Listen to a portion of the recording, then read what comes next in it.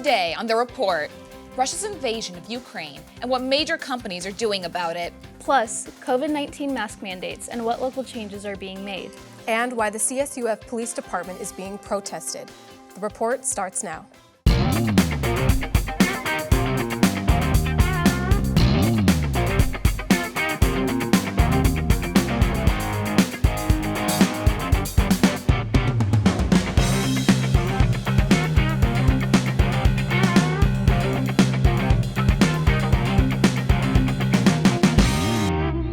Hello, I'm Amanda Mendoza. I'm Marisa Flores. And I'm Jessica Gonzales. Don't forget to follow us on Twitter at The Report CSUF or on our Titan TV Instagram at Titan TV CSUF to keep in touch with us and view our new content. Russia continues to isolate itself from the Western world after its unprovoked invasion of Ukraine last week. Russian President Vladimir Putin sent Russian troops over the sovereign border of Ukraine with over 100,000 refugees fleeing for safety. As we speak, Russian troops are laying siege to Ukrainian cities, with the city of Kherson falling to Russia last night. President Biden has been firm on his stance that no American boots will touch down in Ukraine to combat Russian troops, but has vowed that Americans will protect all NATO allies. Ukrainian President Volodymyr Zelensky has taken shelter in various bunkers as he says he is, quote, the #1 target and my family is the second, end quote. Aside from punitive sanctions being served, big tech company Apple has refused to sell products in Russia, with Netflix and Disney also halting production and refusing any other association with the communist country. As of now, 498 Russian troops have been reportedly killed, although Ukrainians are claiming the number is much higher, at 6,000.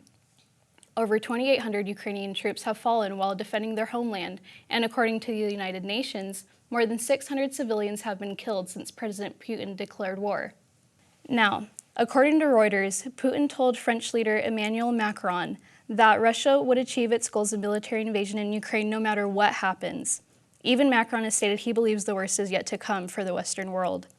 So you have to think, is Biden making the correct and patient decision by not intervening rather than being impulsive and perhaps causing another nuclear war to break out?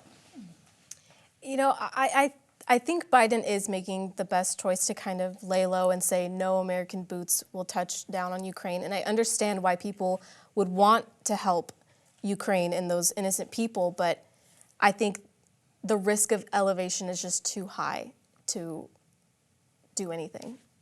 I completely agree. So I don't really have a clear answer about what he should do. So for example, on social media, and I have a few friends who are saying, why doesn't Biden go out there, ensure that American soldiers are there to help? But what could we do realistically? Russia has nuclear bombs, as we mentioned earlier, and if we decide to go over there, we can really escalate the tension. Yeah. And at this moment, I think the safest bet is to continue creating sanctions and, like companies did, withhold their products from Russia, because at the moment, I don't know how we can go forth.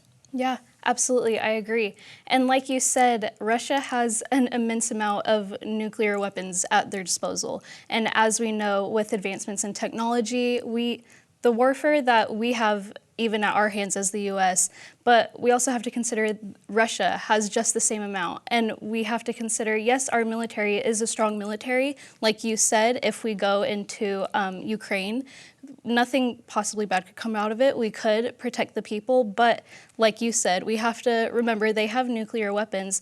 So do you think this could possibly cause another world war if they attack NATO allies? It would cause a big uproar for sure. The more people that get involved, the more people that die, the more people that get angry. So if we were to get ourselves involved or another country, I just think more people would start to jump in.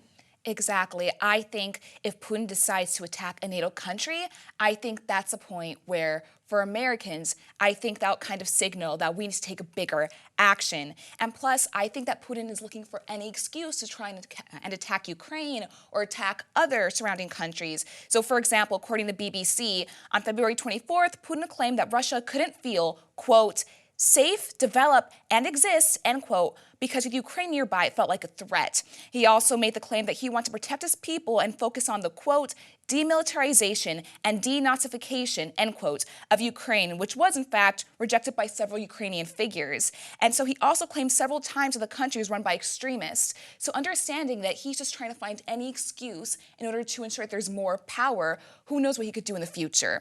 And so I think this is a really terrifying time, and let's pray for those in Ukraine at the moment. Our hearts and thoughts are with all of the innocent lives affected by the warfare and are certainly praying for resolve. Well, with much anticipation amid tensions with Russia, President Biden made his first State of the Union address Tuesday, which had mixed opinions about his focal points. He spoke about issues ranging from the Russian-Ukrainian war to the current state of the coronavirus in the U.S., but led the address by expressing U.S. support and empathy for Ukraine, offering a standing ovation for the Ukrainian ambassador to the U.S., who was a guest of the First Ladies. He revealed the closure of flights, followed by a message to Russia, stating, quote, "Tonight, I say to the Russian oligarchs and the corrupt leaders who built billions of dollars off this violent regime, no more," end quote. The president's speech had mixed reviews, with many hoping for more on the Russian-Ukrainian war, and critics ridiculing Biden for referring to Ukrainians as Iranians at one point in his speech.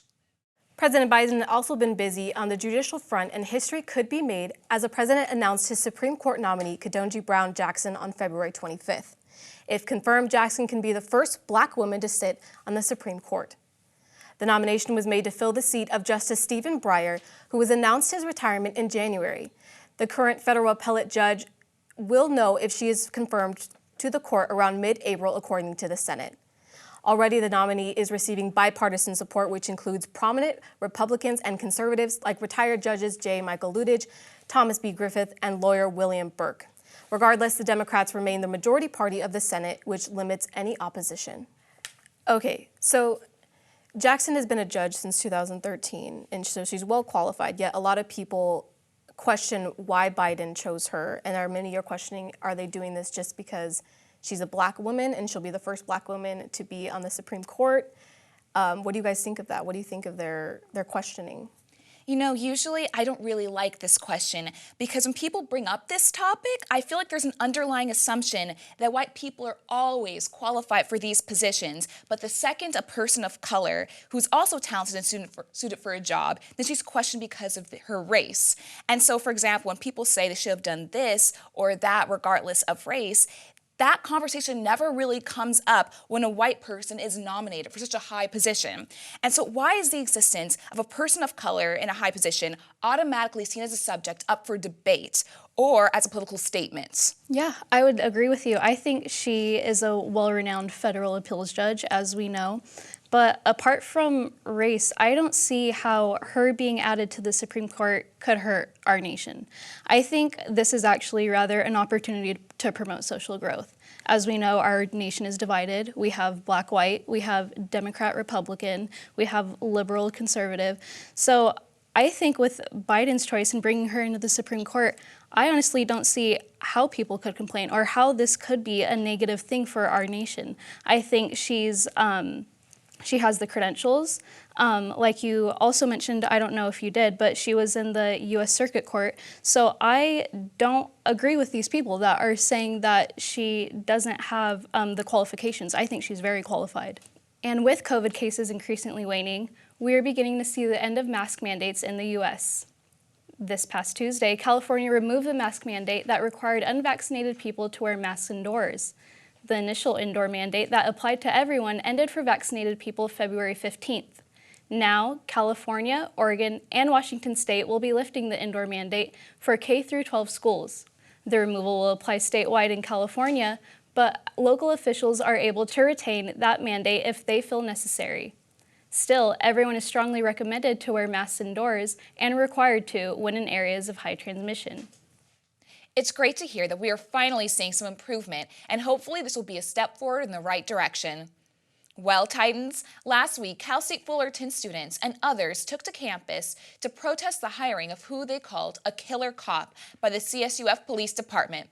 Matthew Verholst, who currently works as a police detective assigned to narcotics with the University Police Department, was previously involved in the shooting of a Black student on Cal State San Bernardino's campus. The 2012 incident involved 38-year-old Bartholomew Williams, a graduate student who struggled with bipolar disorder and had not been taking his medication. A fight erupted between Williams and 3 officers, including Verhulst, as they tried to detain him after receiving several complaints about the student throughout the day. Verhulst and fellow officer Helen Skaggs both shot at the student after their failed attempt to handcuff him.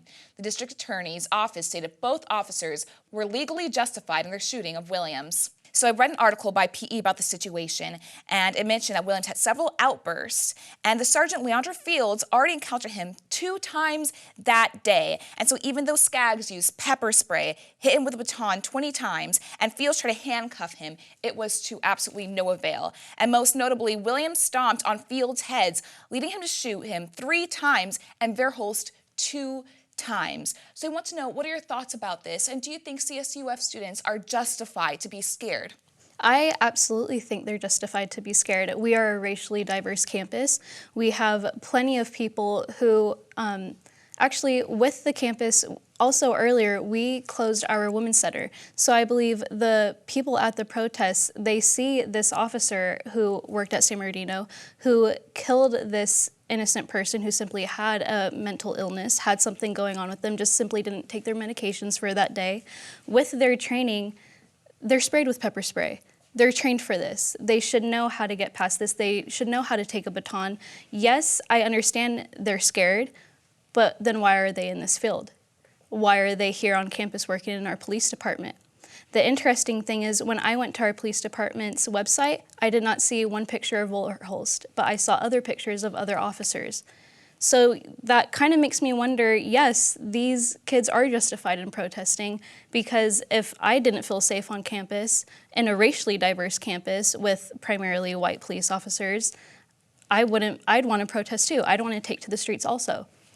Yeah, I was reading about this case, and he was going back and forth with the police for like 15 minutes, and to your point, he was doing a lot of different things he wasn't cooperating with the police at all, and I understand that they have to take, necessary means to try and calm him down, but like you said, I think there should be extra caution, because you are dealing with someone who has a mental illness, who doesn't think like everybody else, who can't calm themselves like all of us most likely can. So I think they have to take that into consideration. No, I don't think he should have died, and I think having someone like that on our campus, a racially diverse campus, does mean something. And our students, their protests are justified because they're scared. Why would you, in my opinion, why would you hire a cop that would scare majority of your students? Absolutely, and I don't know if you guys knew this, but also the day of the protest, we had Angela Davis speaking on campus. So I believe some of these students were also kind of seeing our campus as hypocritical in a way. How are we having a well-renowned civil rights political activist speaker come and speak on our campus when our campus isn't even practicing the safe protocols for their students? So that was just one thing I found interesting also, that we had Angela Davis here, while the students were peaceful, I hope that she noticed what was going on our campus, and hopefully with the students protesting, a larger eye will be drawn to it and the situation going on. I agree with you. Regardless of anything that went on, I'm glad that our students had a peaceful protest and made sure it was peaceful. It means a lot that our students are using their voices for what they feel is important. Either way, Cal State Fullerton students are using their voices and being heard, which is very important among our campus and community. And speaking of our community, have you gotten any puppy kisses lately? Well, the Report's Chris Adler is out on the field right now with an Orange County event that you can attend for all the puppy love your heart desires. Chris? So I'm at the Costa Mesa Bark Park for OC Pug Saturdays, where you can get all the pugs and kisses you can handle.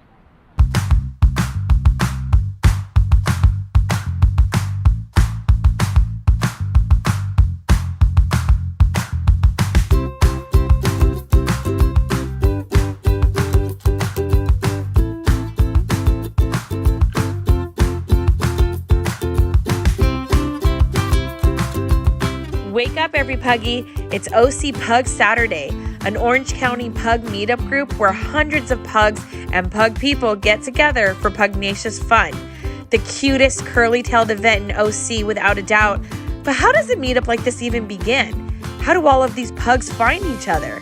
for founder Lori Cox, it all started with her love for pugs. I had been going to the dog park with my own pugs, and I noticed that if there were pugs at the park, they seemed to like all hang out together, and so the owners also hung out kind of together. And I thought, wouldn't it be cool if it was something more formal, like we could, not formal, but arranged, where we could all get together? And getting together is exactly what they did. The holiday-themed meetups also host fun raffles, building a camaraderie between owners, many of them good friends. And yes, that is the doggy treat food truck stocked with yummy Scooby snacks for all the little puglets. From peanut butter to meaty treats, what more could a pug ask for? Even the huskies had to get in on all the fun. And it wouldn't be an OC Pug meetup without photo shoots, extravagant costumes, and of course, besties. We've been coming for about 3 years now, and apart from when the pandemic was on, prior to that, we come pretty much every week. So we're pretty loyal to that, and we go to the LA one as well, and some of us around California. So we're pretty hardcore with the meetups. Well, I love that you get to see the variety of different pugs that are here, and they get along so well with each other. They have kind of like the same moves of playing, so it's really good to give them the opportunity to, kind of live what they love to do.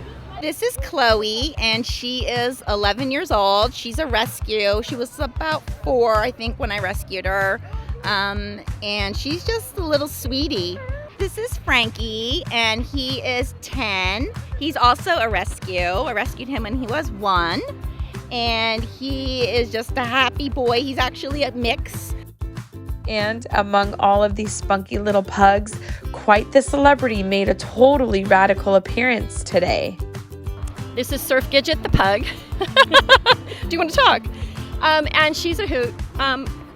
She's my little surf queen. And she surfs competitively, and she's a champion surf pug right now.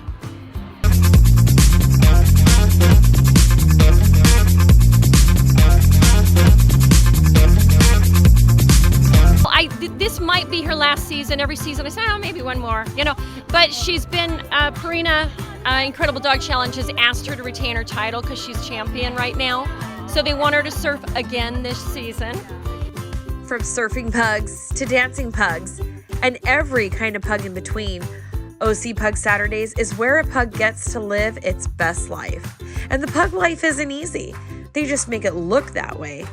Another successful pug playdate down. Until next time. And this is Fig. He has agreed to be my Valentine this year, right, Fig? Yep.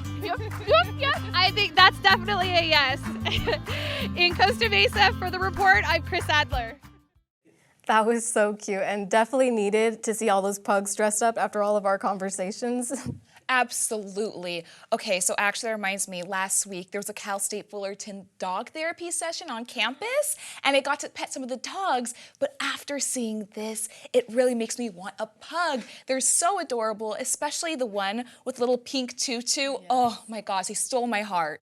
Absolutely, and those costumes, oh my gosh, so adorable. My favorite was the one with the pearls, and that one surfing pug. He can definitely stay on a surfboard longer than I think I ever could. Same here. And with that, that's all the time we have today on the Report Roundtable discussion. Have a safe week, everyone, and stay tuned for more news, views, and info. I'm Marisa Flores. I'm Jessica Gonzales. And I'm Amanda Mendoza. As always, keep your tusk up and your head held high, Titans.